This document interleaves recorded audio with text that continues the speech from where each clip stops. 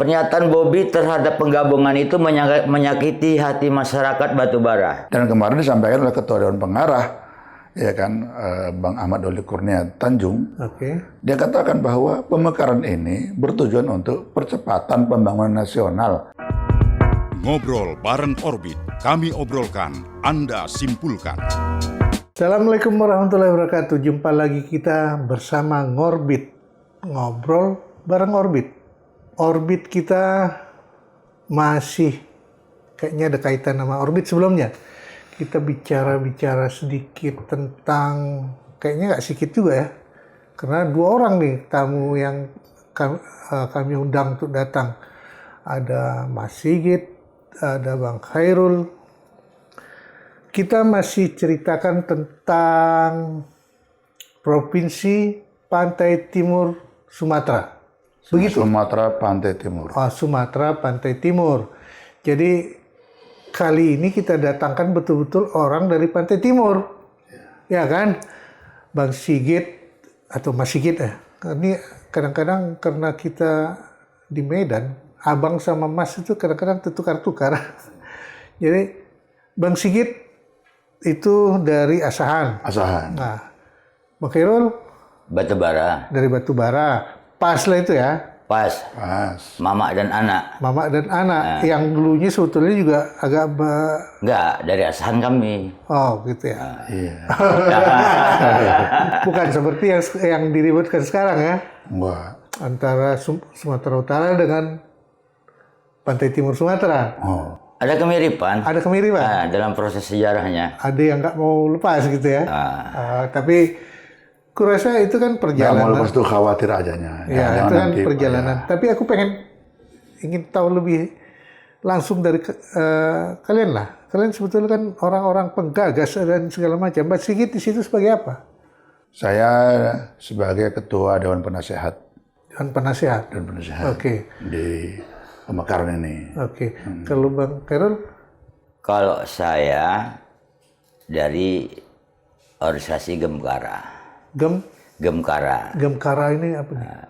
Gemkara itu adalah sebuah organisasi pergerakan yang waktu itu menuntut pemekaran. Oh, sama intinya kan? Hampir sama. Mereka komite. Oke. Kalau kami dulu BP3KB. Oke. Badan Pekerja Persiapan Pembentukan Kabupaten Batubara. Tapi sama-sama tujuannya kan? Tujuan sama. Pantai Timur Sumatera. Sumatera Pantai Timur. Menjadi provinsi. Sumpatim. Ini menjadi provinsi baru. Keinginannya begitu kan? Ya, insya Allah. Keinginannya provinsi baru. Kalau kita hitung-hitung, untuk mendirikan provinsi itu apa aja sih? Kira-kira Bang Sigit sebagai penasehat? Iya, kalau daerahnya kan minimal itu kan 5 kota kabupaten. Oke. Iya kan, sudah terpenuhi. Itu wilayah ya? Oke.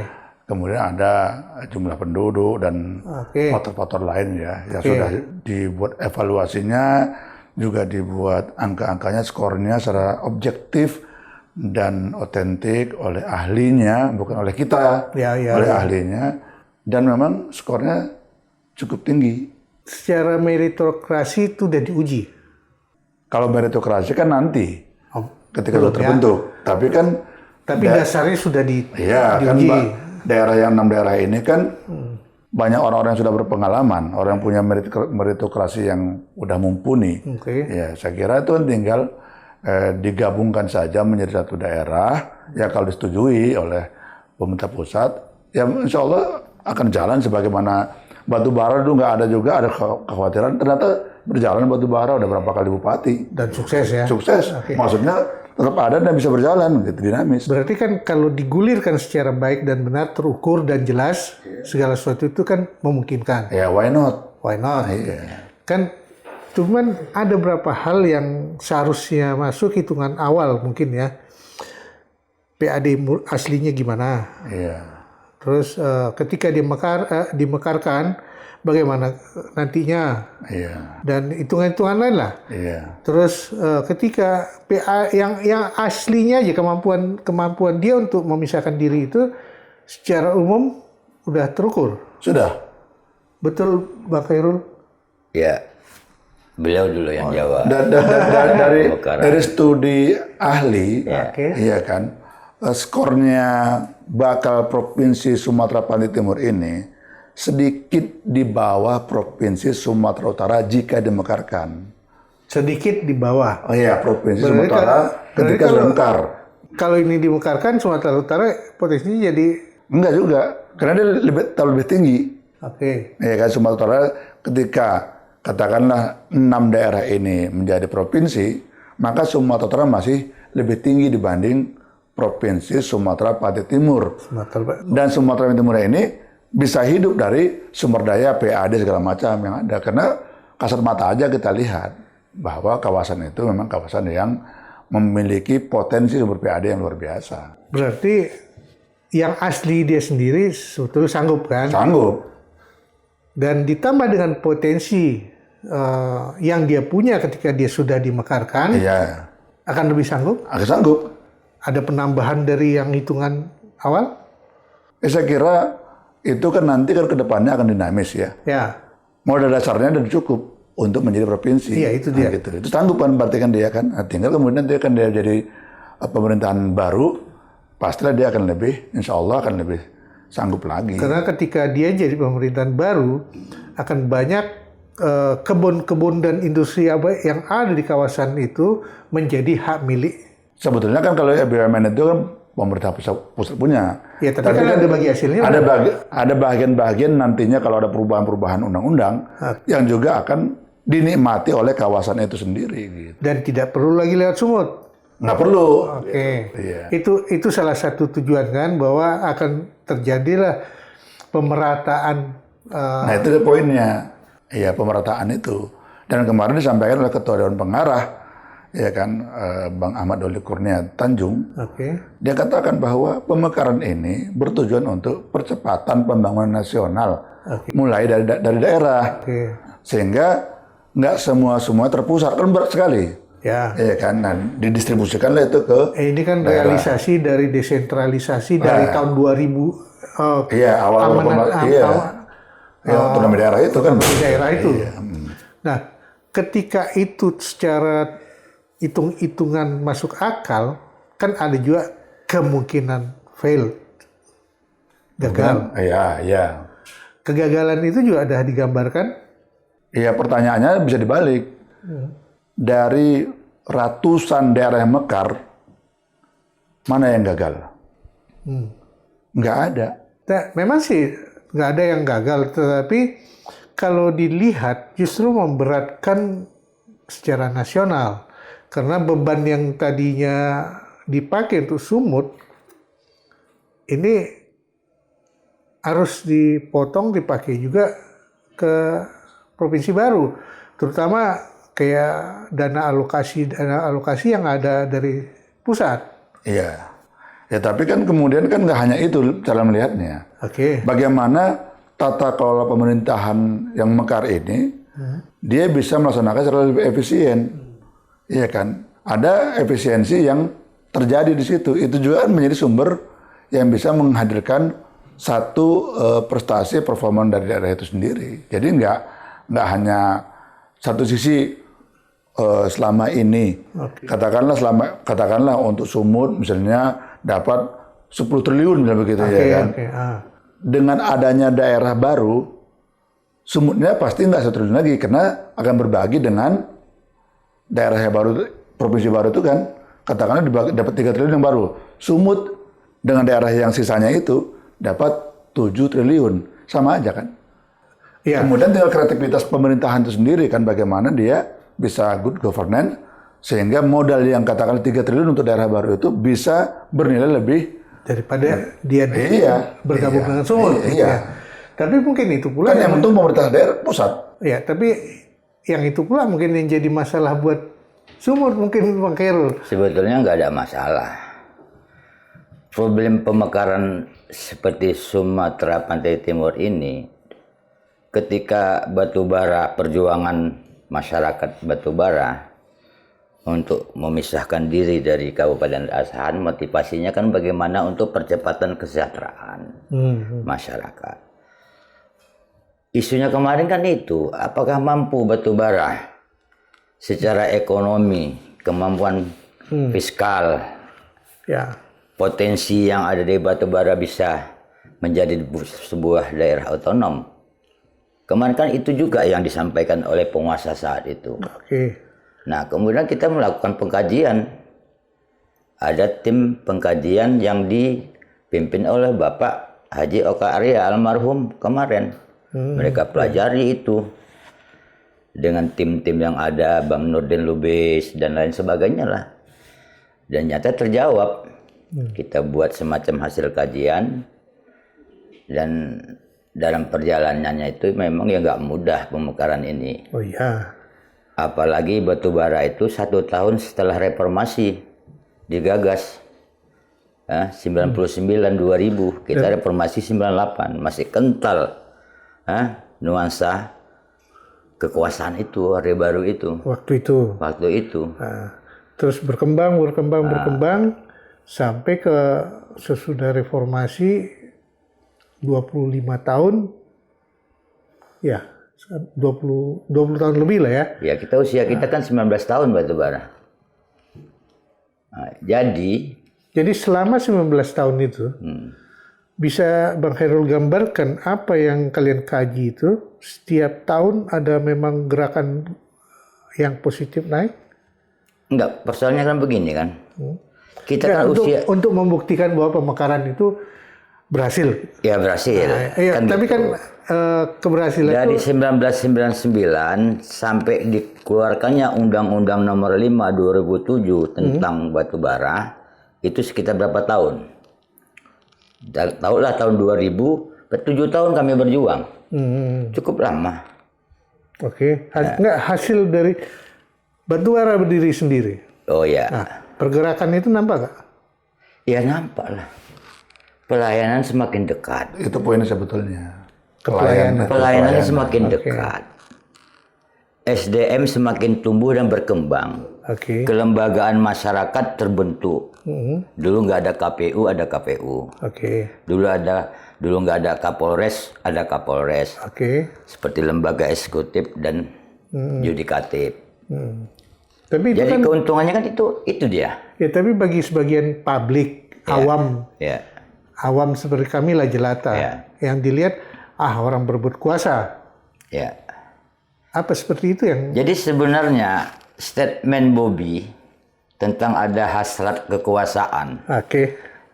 Aku bukan statement Bobby. Enggak. Saya mau buat statement dia beliau begitu kan. Iya. Jangan upaya pemekaran, ya terutama Sumatera Pantai Timur yang diresahkannya. Nah, jangan ada hasrat.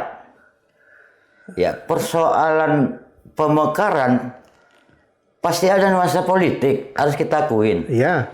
Itu memang politik jelas. Kan gitu. Keresahan dia juga kan politik juga. Iya. Takut berbagi wilayah. Nah, kenapa Sumatera Tenggara nggak dia hebohkan? Ide Sumatera Tenggara. Kenapa Kepulauan Nias mereka dia tidak persoalan hebohkan.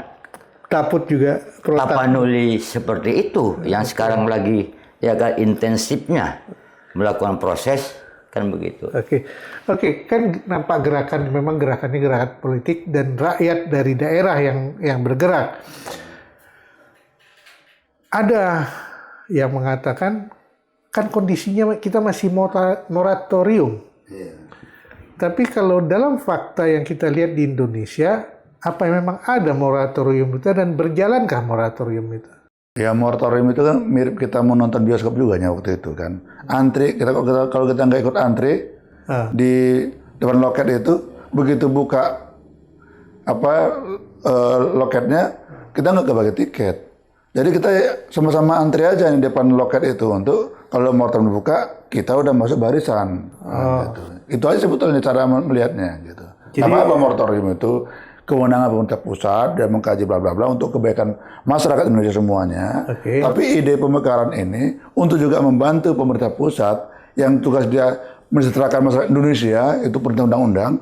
Ya kita bantu juga dalam pemekaran. Menurut kita pemekaran ini salah satu solusi yang bisa membantu beban pemerintah pusat untuk memakmurkan masyarakat Indonesia termasuk di Sumatera Pantai Timur. Jadi ini momen untuk mencari antrian yang Kita sama. ikut antri di situ gitu. Oke, untuk mencari antrian yang sama kan? Iya. Walaupun 3 antrian yang sudah dulu, tapi kita akan berjalan sama dengan mereka. Lah iya. Tapi kondisi kajian mereka kan sudah sampai ke DPR RI. Ya nggak apa-apa juga kan, mumpung masih moratorium, berarti kita punya waktu juga untuk menjadi itu kan gitu. Itu blessingnya gitu ya kan. Lagi di moratorium, berarti ya kita ngejar nyusul. Oke. Nah, kita udah sampai tahap mana? Kita sudah kan dari 6 kota kabupaten itu, 1 bupati waktu itu yang belum sempat menandatangani, Bupati Labuan Batu. Ya kan? 5 bupati dan wali kota sudah tertangan, termasuk para kepala desa juga sudah tertangan, basah juga setelah basah. Artinya otentik itu, gitu ya. Jadi daerah secara nyata sudah bersepakat. Udah bersepakat mereka Dan untuk semua sudah menyetujui sudah, DPRD-nya juga sudah, gitu kan. Dan DPRD-nya, nggak ada ribut-ribut, mulus gitu ya kan. Ya kalau dikatakan semacam gerakan senyap lainnya kan gitu-gitu kan, maksudnya nggak ada ribut, ya kan, kondusif. Sampai tahap itu udah 100% daerah kah? Ya tadi kalau minimal 5 kota kabupaten udah terpenuhi, tapi kan kita kan tanggung, maksudnya ada satu daerah maksudnya dilewatin gitu ya, kita ajak dia gabung juga. Dia nggak akan mungkin masuk ke Protap, nggak mungkin masuk ke Sumatera Negara kan? Secara sejarah kan namanya kan dulu namanya Aslab. Ya. Asahan Labuan Batu. Asahan jadi 3, Labuan Batu jadi 3 juga. Ya sudah, ini kan mengembalikan ingatan sejarah. Karena Labuan Batu Utara kan sudah kemungkinan ke Sumatera Tenggara. Labuan Batu Utara. Sumatera Timur. Yang isunya itu bukan Labuan Utara, Labuan Batu Induk. Labuan Induk. Iya, mau ke kan melompat itu secara teritorial, walaupun ada sambungannya dari mana begitu ya, ada sambungan, tapi kan ada pendekatan juga kultural juga gitu kan. Kan Labuan Batu itu kan karena di Aslab itu kan ya, teman-teman di Tabaksel itu lain lagi ininya apa namanya akar sejarahnya. Iya. Gitu. Iya. Karena dia ada bersinggungan. Iya. Jadi secara real kita 5 sudah ya. Yang sudah bupati, ya kan, kepala daerahnya. DPRD-nya 6. DPRD 6. Ya, tinggal kepala daerah kurang 1. Kurang 1. Nah, itu. Itu secara aturan main udah bisa dipenuhi kan? Sudah bisa. Udah nggak ada halangan. Iya. Karena 5 kepala daerah dan rakyatnya sudah sepakat. Tapi kita kan yakin nanti insya Allah dengan komunikasi lagi dengan bupati yang sekarang ini akan ada perubahan insya Allah. Kalau dari organisasi Bang Khairul lah, di mana hambatan yang masih terlihat? Jadi sebenarnya kan begini, ini kan penolakan secara halus kan yang dilakukan oleh gubernur. Kita sudah melihat ada indikasi tim-tim gubernur itu sudah melakukan sesuatu. Di daerah? Enggak, maksudnya mendukung gubernur lah. Kan seperti itu. Bahkan ada kecenderungan sedikit statement provokasi ingin melaga Bupati Batubara dengan gubernur. Ya. Nah, jadi sejarah Batubara berdiri itu, penguasa saat itu juga berupaya melakukan penolakan. Mereka ciptakan PAM Swakarsa. Dengan nama Forum Masyarakat Asahan Bersatu. Jadi tak mau mekar. Jadi kami melihat ingin mendeteksi sampai sejauh mana gerakan Bobby ke depan. Dalam rangka untuk keresahan beliau terhadap Sumatera Pantai Timur. Kami perspektif masyarakat nih dah. Iya, itu udah gambaran masyarakat ya. Ya, pengalaman kami seperti itu pada waktu mendirikan Kabupaten Batubara. Penguasa saat itu memang kebetulan saat itu masih ada warna Orde Baru reformasi kita. Nah, saat ini kan sudah enggak Ya sekarang seharusnya Udahlah jauh dari reformasi. udah lebih stabil kondisi sebetulnya. Stabilnya seperti ini, kita sudah belajar dari berdemokrasi. Oke. Jadi saya melihat kalau memang Gubernur Sumatera Bobi Nasution membuat statement-statement, ya beliau bisa kita kategorikan beliau itu anti konstitusi, anti demokrasi. Meskipun persoalan hari ini kita masalah fiskal, kan gitu. Ya karena fiskal pasti jadi problem kan ya. Seperti itu. Tentu pemerintah pusat melakukan pertimbangan-pertimbangan. Ya, apalagi dalam apa yang dikemukakan oleh Pak Sigit tadi, Mas Sigit, ya kita beli kartis tadi, kita antisipasi bagaimana nanti ketika moratorium itu dicabut. Itu kan proses, dalam proses untuk moratorium. Tapi kan mendukung proses itu apa yang terjadi di masyarakat sebetulnya. Ya masyarakat gak ada masalah sekarang di beberapa berarti kabupaten kondisi secara politis di tempat itu udah gak ada masalah. Dukungan sosiologisnya gak ada masalah. Tetapi dengan omongan dari gubernur, karena prosesnya kan dari itu masuk ke dewan kan? Iya. Ya sebetulnya di DPRD Sumatera Utara pun sudah selesai. Termasuk di gubernur saat itu Pak Gatot juga sudah setuju. Oke. Udah setuju, tinggal kita mengantarkan ini ke DPR RI dan ke Menteri Dalam Negeri. 13 tahun lalu ya. Iya, di sudah tingkat Sumatera Utara udah selesai. Komitmen itu udah nyata. Sudah. Di DPR. Di paripurna itu waktu itu. Cuman di gubernur belum. Di Gubernur Sumatera sudah juga. Sudah setuju. Gubernur sebelumnya sudah setuju semua. Sudah. Dan itu udah tertulis secara legal. Iya, sudah. Tinggal kita mengantarkannya ini ke pemerintah pusat. Oke. Nah, ketika ada pernyataan dari gubernur seperti yang diceritakan Bang Khairul, itu akan mempengaruhi nggak? Iya. Barangkali Pak Gubernur Sumatera Utara, Pak Bobi itu dia punya pandangan lain. Melihat kondisi kayak gini, kondisi fiskal segala macam gitu. Tapi apakah waktu yang mekar-mekar dulu nggak ada kondisi fiskal? Ada juga kondisi fiskalnya. Itu kan constraint. Cuma saya kira pemerintah pusat juga akan melihat dari banyak kondisi fiskal, kemudian didorong oleh katakanlah hutang politik untuk perintah undang-undang tadi, ya konstitusi kita 45 bahwa masyarakat Indonesia gitu ya kan, kan dia kan buat prioritas, kan dari analisis dia di DPR RI atau di Kementerian Negeri, juga di DPD RI, kan mereka kan melihat juga mana yang paling prioritas untuk kita terima menjadi disetujui untuk pemekaran dalam rangka percepatan pembangunan nasional dan mempercepat pelayanan gitu. Kan saya pikir cara berpikir pemerintah pusat akan kayak gitu dia akan prioritas, nggak akan dia tolak semuanya. Gitu. Itu kan udah kita lihat sebetulnya. Fakta-fakta itu di tempat lain juga udah kita lihat. Nah, apalagi di sini kita sekarang punya 3 yang sedang antri. Dan apa yang diusulkan dari 3 yang antri ini juga bisa kita lihat sebetulnya. Nah, posisi kita di antara yang 4 ini balance nggak, imbang nggak, atau setara nggak untuk bisa dimekarkan? Kalau secara objektif, saya pernah juga diskusi di luar tim gitu ya dengan pakar-pakar di pemerintahan sendiri juga waktu di Pemprov. Sumatera Utara ini untuk konteks sekarang terlalu luas. Masih terlalu luas? Iya, masih terlalu luas sebagai provinsi. Dia mesti dimekarkan bahkan sampai, kalau saya waktu itu pas diskusi sama teman-teman dari Pemprov waktu itu, mereka sebenarnya sudah pensiun, tapi mereka waktu aktif, saya kata mereka berbuat 4 atau 5 provinsi lagi termasuk Sumatera sekarang. Artinya sebetulnya sudah ideal ini. Sumatera Utara, Provinsi Tapanuli, Nias, kemudian Tenggara, Sumatera pada Timur. Tinggal mana yang barangkali apakah sekaligus 4 ini disetujui atau barangkali bertahap. Nah, itu kan hal lain, itu kan cara pemerintah. Itu kan sesuai dengan hitung-hitungan yang mereka punya gitu ya. Dan capable atau tidaknya menurut mereka gitu. Tapi secara teori yang ada, bisa nggak kita mengadakan posisi peringkat kita itu tidak di bawah dari yang 3? Tadi saya katakan bahwa skornya kita ini, kalau indeks IPK-nya itu, ya kan, kita ini udah B+. Ya kan, B+. Sementara Sumatera Utara A.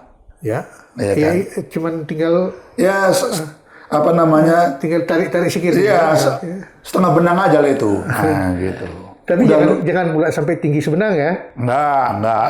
Tetap aja Sumatera Utara itu adalah induknya. Oke. Kita nggak boleh durhaka sama induk. Ya kan kita yakin bahwa yang induk ini akan menyayangi. Sebagaimana Asahan juga menyayangi batu bara. Gitu. Nggak ada masalah kan. Gitu. Oh iya, kalian satu Asahan, satu batu bara. Iya. Oke. Jadi sepanjang pendekatan itu pendekatan sesuai dengan amanah konstitusi, nggak apa-apa. Masing-masing juga ada alasan fiskal, cukup disetujui. Ada mungkin sebab alasan non fiskal, ya kan? Tapi memang harus dimekarkan, mekar dia walaupun kata fiskal masih bermasalah. Nah, pemerintah itu punya, saya kira analisa makro, geopolitik, geoekonomi segala macam itu kan sampai sana kajiannya cukup pasti. Cukup lengkap orang itu. Ya, iya makanya kita terbuka yang gitu-gitu. Ya sama seperti di Papua lah pembongkarannya. Ini kan masalah strategi politik. Papua dalam masa moratorium juga kalau nggak salah ya. Iya kan baru 5 tahun belakangan ini gara-gara Papua tebal lagi kan. Nggak apa-apa juga kan memang mereka punya hak juga. Papua Tengah, pegunungan. Yang tiga terakhir ini di dalam masa moratorium. Berarti nggak ada alasan secara. Ya begitulah. Tapi katanya moratorium, ini jadi lucu juga. Sulit untuk bercerita. Political will lah. Semua kebijakan itu ada kecualinya. Nggak boleh kecuali. Gitu ya kan. Ya betul. Sama kita juga punya sama anak juga lah. Nggak boleh gini-gini kecuali kan gitu. Iya. Nah pengecualian itu kita punya nggak? Kalau subjektif saya nggak pakai kecuali pun memang udah layak mau pakai kecuali. Secara kultural nggak masalah, kondusif. Secara sejarah ya tadi kan sejarah kan aslap itu kan kondusif juga kita, sejarah kita itu aslap gitu kan. Kalau Pak Wahab dan Munte almarhum itu mengatakan provinsi aslap, dia menamakannya begitu dulu namanya. Itu dasarnya dari keresidenan lama Belanda? Enggak juga. Enggak. Kena teritorial lah. Tambahan. Karena perkembangan masyarakat. Iya. Oke. Lagian secara manajemen kan ada sepeda kontrol namanya. Ya. Kalau terlalu luas ini wilayah, nanti yang kasihan masyarakat dalam hal pelayanan. Tapi kalau dia disederhanakan, maka akan lebih cepat. Kalau akan lebih cepat, insya Allah akan lebih murah. Kalau murah, berarti berdampak kepada efisiensi. Oke. Itu memang terasa selama ini. Kendala itu di mana, Bang? Yang dirasakan masyarakat bakalan Provinsi Sumatera Enggak.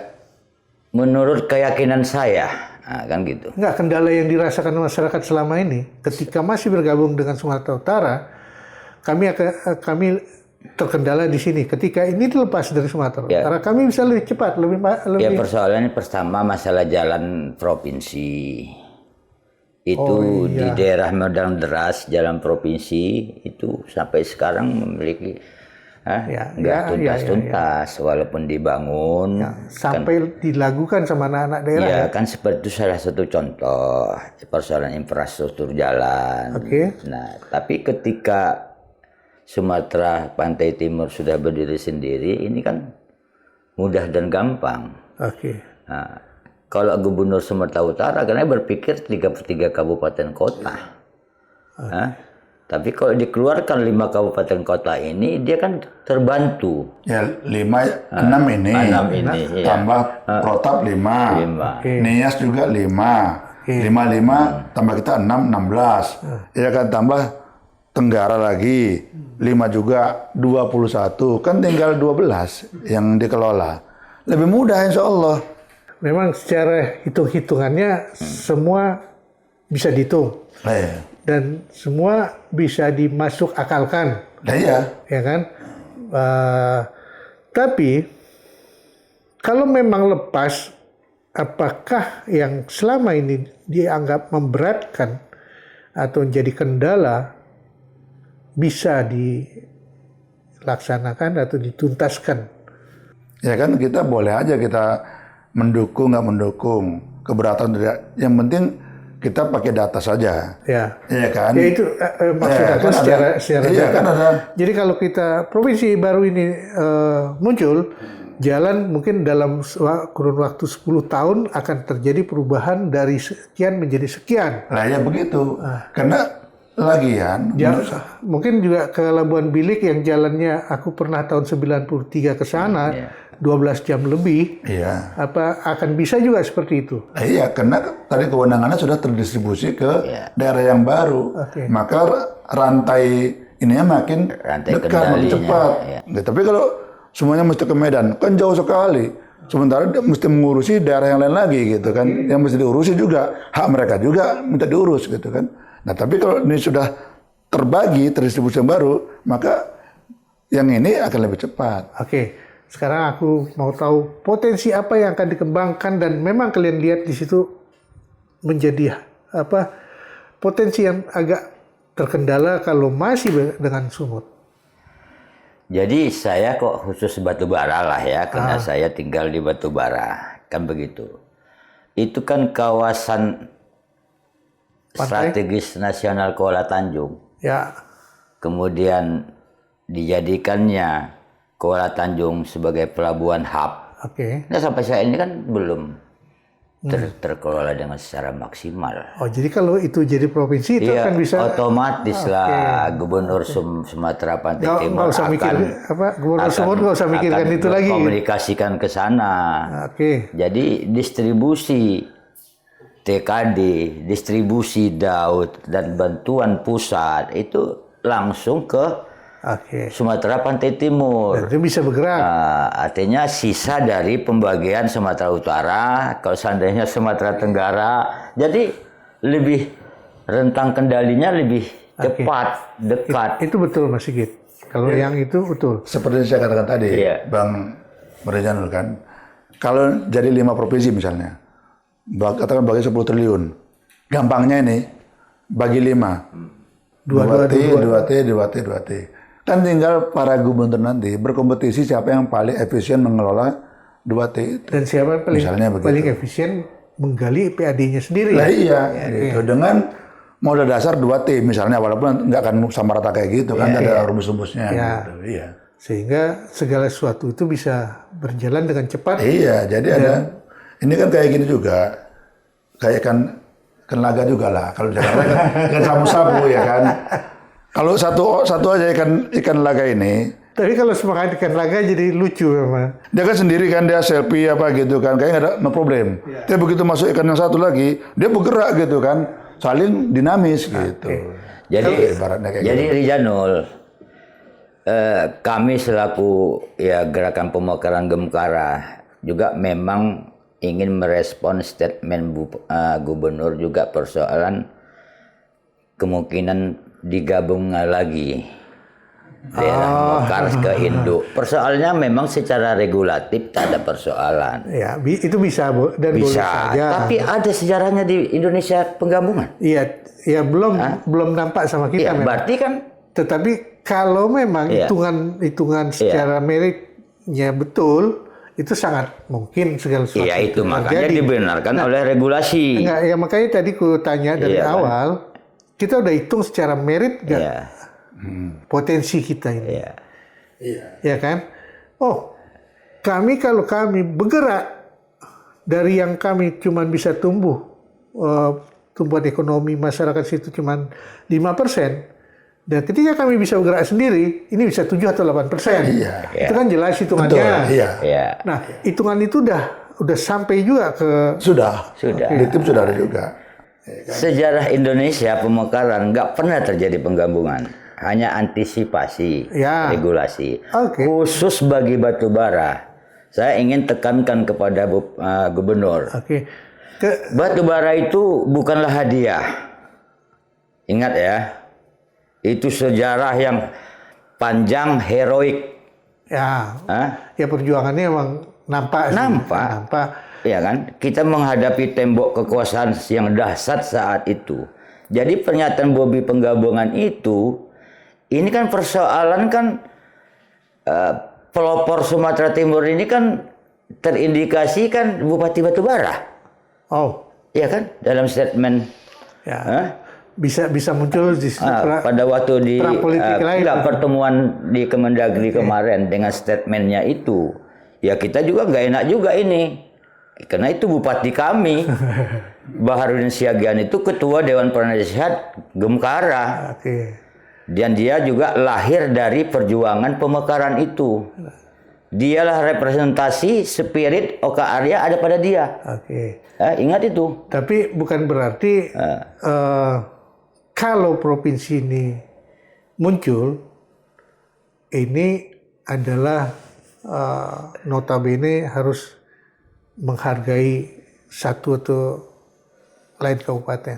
Pernyataan Bobi terhadap penggabungan itu menyakiti hati masyarakat Batubara. Seakan-akan Batubara ini mau digabungkan lagi di Asahan. Ya, Kan itu politik itu indikasinya. yang digambarkan dia. Iya, bukan Tetapi digambarkan kan, kami. Tapi kan bisa Menganalisis. bisa dirasakan masyarakat juga nanti ibu kota provinsinya di Batubara. Enggak, artinya itu lain itu. Bisa, publik kan, namanya publik ini kan jelata ini nggak kemana-mana dia. Itu kemungkinan aja itu. Macam-macam. Nah, kan di situ udah nampak ada figur yang sudah dilihat orang, ya kan? Sehingga satu figur diserang oleh orang. Makanya Sumatera Barat Timur ini yang insya Allah 6 kota kabupaten ini nggak kekurangan figur. Oke. Tokoh-tokoh yang berasal dari Sumatera Barat Timur ini itu banyak kiprahnya di nasional maupun internasional. Ya. Ya, jadi enggak lah, kita kan Mekar ini bukan terpisah dari Indonesia. Iya kan, kita NKRI. Ya. Gitu kan. Jadi oleh karena itu sama tujuannya. Ya, adapun katakanlah kalimat Pak Gubernur itu bagi kita di dalam itu menjadi mawas diri kita. Jangan-jangan memang ada hal yang mesti kita selesaikan. Oke. Ah, gitu itu biasa dalam politik gitu ya. Jadi bukan pertarungan figuristik yang akan Enggak, di sana. ini bukan pertarungan personal, bukan. Ya kan? Bahwa salah seorang figurnya sekarang itu ada Pak Bahar Siagian. Itu fakta. Iya kan? Tapi kan apa Pak Bahar? Ada juga yang lain kan, ada 5 bupati 1 wali kota sekarang ini di daerah itu. Apakah mereka nggak punya keinginan? Mungkin juga ada. Atau di luar itu. Yang terbuka saja kita ini demokrasi. Tapi begitu selesai urusan ini, demokrasi akan didirikan di situ secara benar-benar. Jadi saya ingin menyatakan bahwa kenapa Bobi ketika Sumatera Pantai Timur heboh? Karena dulu dia belum ikut. Enggak kan gitu. Dia kan punya sejarah, dia kan tahu kan rekodnya. Penyelenggaraan pemerintahan daerah ini.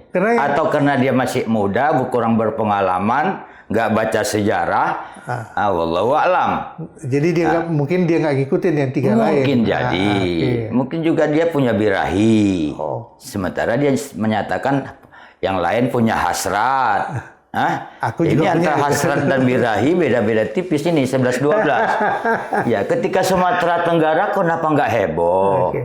Tetapi apapun yang terjadi, apapun kehebohan yang terjadi, ya kan, secara prinsip masyarakat memang sudah meminta. Faktanya kan dibuktikan dengan tanda tangan para kepala desa di 6 kota kabupaten itu stempel basah bukan fotokopi. Dan itu sudah terbukti secara nyata. Udah di dokumennya sudah disetujui oleh setiap DPRD setempat. Itu termasuk oleh DPRD desa itu BPD. Mereka juga taken. DPRD di kabupaten 6 DPRD-nya 6 itu udah pasti ya. Stempel basah. Wali kota bupatinya sudah tinggal 1 aja kan, Bupati Labuan Batu waktu itu. Saya yakin insya Allah bupati yang sekarang ini akan kita ajak komunikasi lagi. Berarti arahannya itu udah semakin kuat secara administratif. Iya, secara syarat administrasi udah terpenuhi. Insya Allah, secara teknis juga sudah ada hitungan detail. Iya, kalkulasi potensi fiskalnya, peningkatan kesejahteraannya sudah ada rumusnya itu yang memang ketemu. Teknoratiknya udahlah. Kondisi fiskal masing-masing kabupaten digabung menjadi segini ketika jadi provinsi udah jelas. Kondisi-kondisi yang politik lokal bagaimana? Ya kalau intinya kan sudah ada surat yang berkop ya kan, pemerintah dan DPRD. Ditandatangani oleh yang berkompeten. Ya sudah. Walaupun satu belum. Gitu kan? Walaupun sebelum kan. Walaupun di antara kekuatan politik lokal itu ada yang 1-2 yang nggak setuju, belum setuju dan seterusnya, itu biasalah begitu kan. Tapi kan keputusan finalnya setuju kan gitu. Kenapa aku tanya itu kan, Mas Sigit juga pasti ngelihat gejolak-gejolak di lokal. Apa yang terjadi itu bagaimananya sudah sangat. Ya itu biasa kan dalam. Ya kita lihat kan nextnya. Apakah memang ada mobilisasi terhadap penolakan? Ini kan belum terorganisir. Makanya belajar dari batubara. Penguasa saat itu mobilisir, maka dimunculkanlah semacam dibentuk PAM Swakarsa untuk menolak. Nah, kita kan belum tahu nih, makanya Gemkara akan mengidentifikasi, mendeteksi. Belum terlihat ya? Belum. Bang Sigit juga belum lihat ada gerakan politik. Nggak ada. Saya nggak melihat itu. Bahwa 1-2 orang ada berkomentar, kalau bahasa saya, belum setuju. Padahal dia sendiri yang komentar ini berasal dari daerah pemekaran, gitu, yang menurut saya bagus daerahnya setelah pemekar jadi kabupaten gitu. Nah, dia komentar barangkali ada hal yang perlu diklarifikasi, diajak ngopi-ngopi juga lah, gitu ya kan. Ada hal barangkali yang belum jelas sama dia, kita jelaskan begini. Atau resistensi dari pilkada kemarin. Itu tetap dijajaki segala sesuatu. Jadi kondisi di bawah clear ya. Insya Allah clear, secara umum clear, nggak ada masalah. Jadi secara formal tidak ada lagi harusnya. Nggak ada. Contohnya Pak Rinaldi di Batubara, ya kan. TS-TS yang dulu menjadi rivalitas Bahar mendukung semua. Mendukung semua. Berarti secara politis di sana nggak ada hal lagi yang nggak ada masalah. Memberatkan. Atau mungkin kalau memberatkan hanya sebagian kecil. Iya, kita tinggal masuk daftar antri, nah, itu aja betul ya. Udah tinggal baca ini daftar antri, masuk antri kita. Jadi tinggal menunggu kunci dibuka, moratorium. Kita siap maju, siap diuji. Jadi siap maju bersama 3 kabupaten, tiga lain, bersama 3 provinsi lain. Saya rasa kalau provinsi lain itu memang sudah tahunnya dia, frame-nya. Oh ini kawan kita, tambah 1. Kan gitu ya? Kan gitunya. Jadi arah itu udah supaya satu suara. Gitu. Arah itu sudah semakin jelas ketika ada komunikasi juga. Juga komunikasi dengan tim yang 3 lagi gitu ya kan. Kan sama ini kan misinya gitu. Jadi sebetulnya kita udah lihat apa yang dibicarakan kawan-kawan kita di sini, Bang Sigit, Bang Khairul, bahwa mereka menyatakan tidak ada lagi alasan untuk tidak bisa provinsi Sumatera Pantai Timur untuk ditahan ketika dia mengajukan keinginan untuk mandiri. Sama seperti 3 provinsi lain yang sama-sama menunggu. Cuman mereka lebih dulu, tetapi ketika kunci moratorium dibuka, secara prinsip kita sudah ada depan loket.